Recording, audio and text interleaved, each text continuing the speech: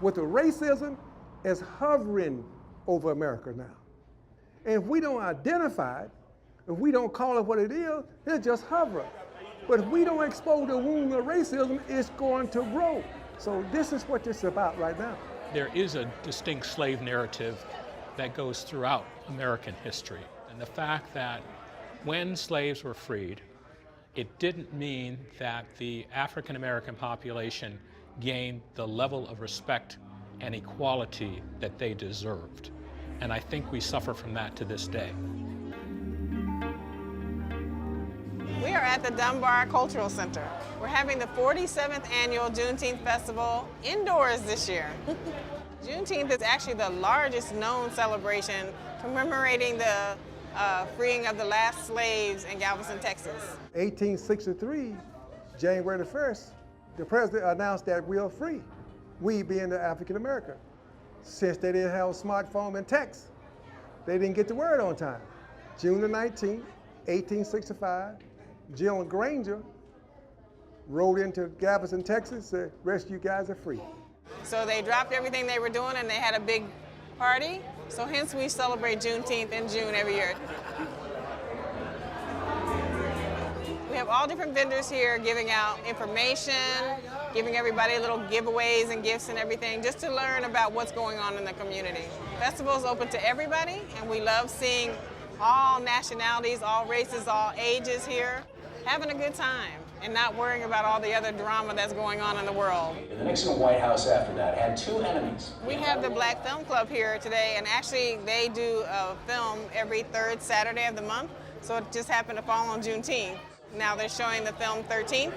Trail was dirty and bloody to get me here.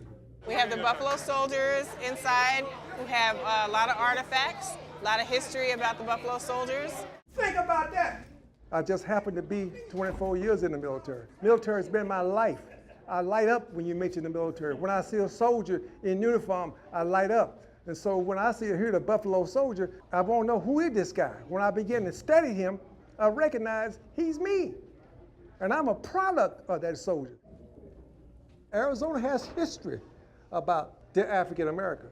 In August of 1775, I've studied African American history since I was 14. And what I find interesting is the first African Americans came to Virginia about 1619. The first person of African descent came to what is now Arizona in 1538, almost 80 years prior. And some of the founding soldiers who came with Ugo O'Connor to found the city of Tucson in August 1775 were of African descent. So we have a very deep African history here in Tucson, but we don't tend to be able to celebrate as much because of the low percentage of numbers of African Americans in the community. And perhaps if there were more of us, that history would be as important here as it is for African Americans in places like Virginia.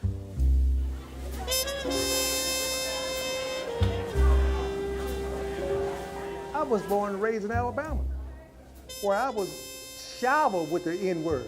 My last name was Boy, regardless of where I was old, how old I was. My parents was the N-word. We was always less than sought as a man. And so here I am in Juneteenth in Arizona. Arizona now celebrates Juneteenth as a state holiday. So I'm elated. I grew up in the civil rights movement. I'm 70 years old. So, I integrated every school I went to from the time I was in high school on. I suffered a lot of abuses.